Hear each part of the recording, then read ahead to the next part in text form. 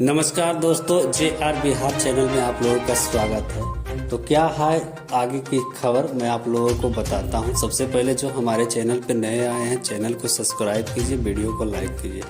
तो मैं बता देना चाहता हूं, अभी जो आप वीडियो देख रहे हैं उसमें खेसारी लाल का बेटा किसी व्यक्ति के साथ लड़ाई कर रहे हैं। तो ये खेसारी लाल का जो लाडला फिल्म का शूट हो रहा है, उस शूट पे गए हुए हैं ये लोग, और वहीं पर जाके एक रील बना रहे हैं ऋषभ यादव।